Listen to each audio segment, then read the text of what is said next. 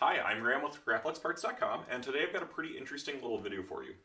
In the past, I've done some short videos on interesting and very unusual camera gear, things that you don't get to see the inside of ever.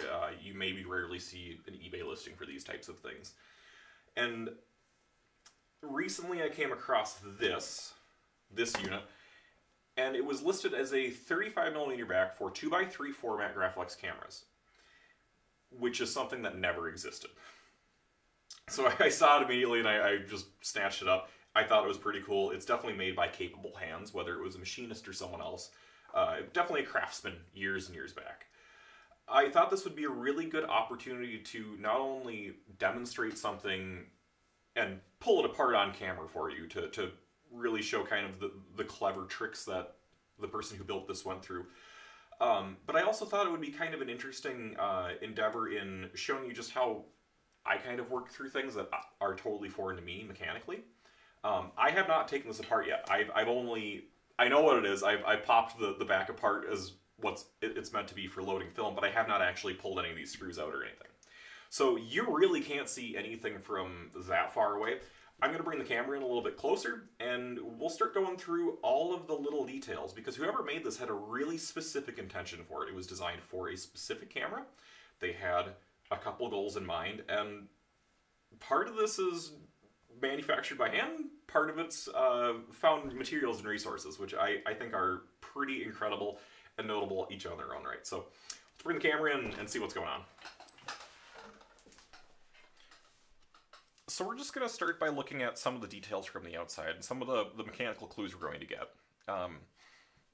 Obviously, we've got a couple knobs, a button that does something. I wouldn't expect a film advance release. We have this little clip, and actually when we flip this over, it's a pack film. It's a sheet pack film adapter from old, like one of these. It's been harvested from this, but for 2x3 format. And these held a sheet pack film, the older kind, not instant film. And being slotted style, this tells us that this was prior to speed graphics. So someone was shooting this on an SLR, because they didn't make a speed graphic in 2x3 size in slotted style. They only made them in the graphic spring back. And we can tell that this is very DIY. None of these screws really line up. But they're all countersunk very, very nicely. And the way that this feels and handles, it's very smooth and fleshed out, more than a tool room prototype would probably be. It's not nearly as clunky as a tool room prototype would be. So I'm getting the vibe that this was very intended for someone's personal use, or built for someone with very specific purposes. But we get further cues when we actually pop this out, and this is for our film reel, and we can see that this has been turned by hand on a lathe. There's actually a little bit of tool chatter in this little path that a detent ball goes in. This isn't really straight, but it doesn't matter. It's just going to hold on to the reel, so it doesn't need to look pretty from the outside. But the rest of it looks the part and kind of does its job. And once we pop this guy open, you're going to see how painfully clever and obvious all of these little things are. So let's start by remove that spring, and we can pull this guy out. It's got corresponding pins on the backside. Can slide it out. We're going to hide that for right now. And we can see there's a spring carrier plate, so that would make sense. The film going across the front. What a simple way to make a carrier that'll keep the film playing flat. And it's obviously just only 35mm. This is not doing a panorama frame, which would be interesting. But it's just single frame 35mm. So let's look at, now the cute part is, how would you go about this to DIY a film indexing, something that will be spacing the frames correctly every single time? And when we flip it over, it is the uptake spool, the return spool, and just this simple little sprocket, which is connected via that. And when we look this number up, this actually has a patent number right on it, is the deal.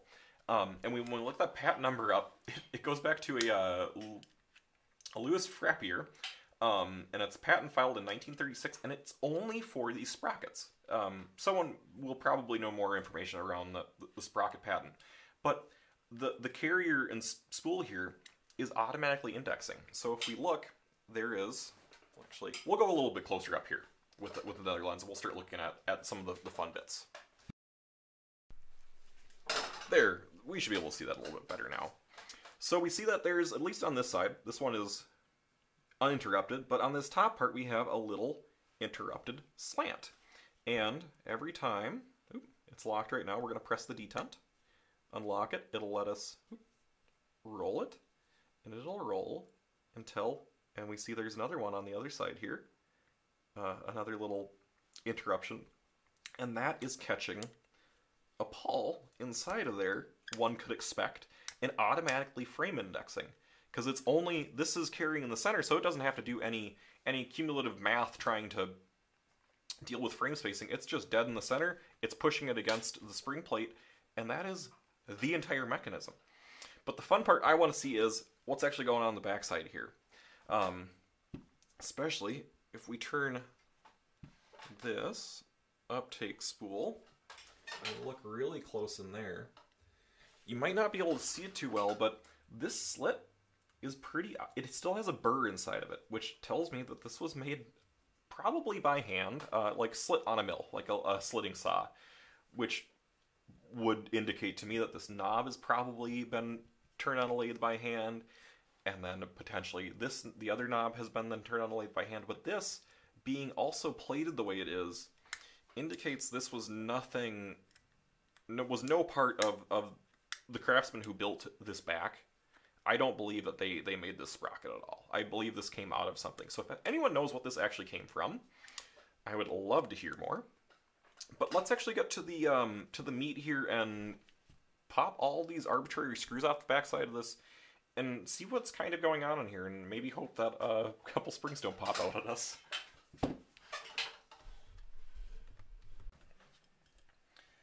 So we can obviously see that these are meant to be removed. These are probably threaded. There's slots, like there's screws.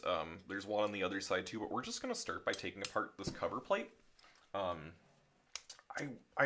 thinking the spring is going the one direction, but this plate might be attempting to hold it all flat. This also may be completely excessive and just for decoration. So I guess we will find out. But this is also one of the only scenarios where you'll see someone take something that is a definite one-off rare item and take it apart. Wow, look how long that screw is. Who would have? And it's a machine screw. Was not expecting that. So that means that the holes inside of the fiberboard or whatever this base is, it's actually been tapped. This also means this is going to take forever.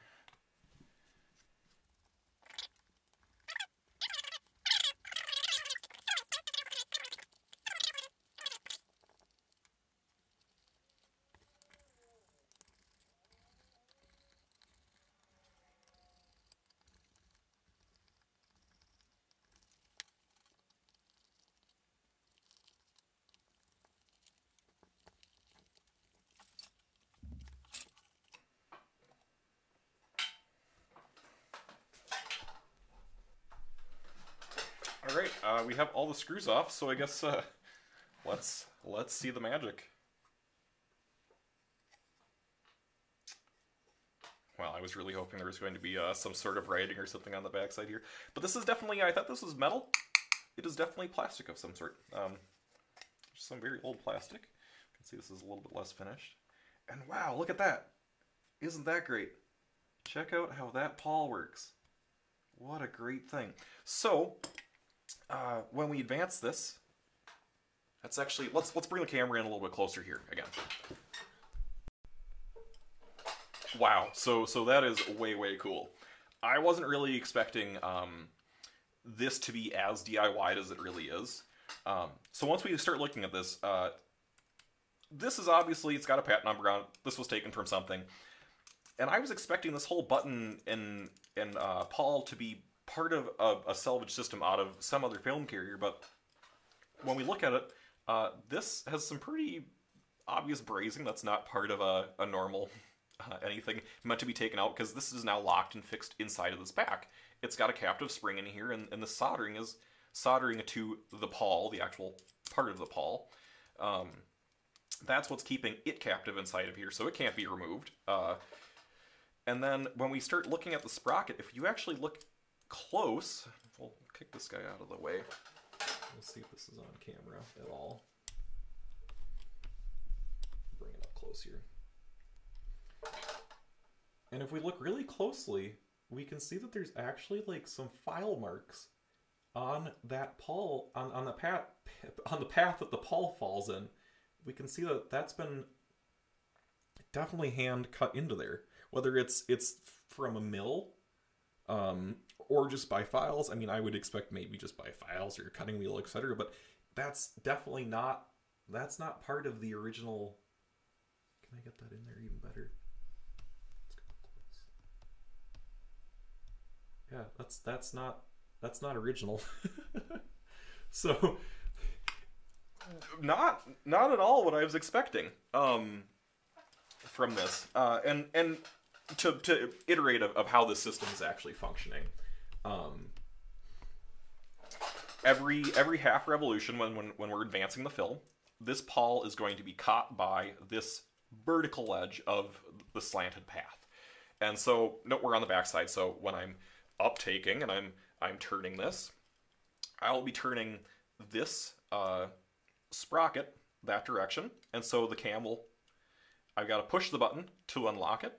It'll rotate, and then under spring pressure, it'll fall back and interrupt and stop the sprocket from turning another half revolution. But when we go to rewind the film onto our original rewind spool back into the canister, the pawl can just slide its way right out of that path. And so it doesn't need to have an extra sprocket unlocking for, or like a rewind unlock like you find on a lot of modern 35mm cameras. So it's kind of it's very simple, and obviously could be a little bit hazardous if you don't know what you're doing and rewind the film. But the thing is, whoever made this, I believe, was the shooter, so they knew exactly what they were doing because they built most of it. Very, very cool. I was really not expecting that whatsoever, to see that this was any bit not just part of one system taken from something. I was expecting to see a spring jump out of here when I went in. So let's put this back together and kind of recap, I guess.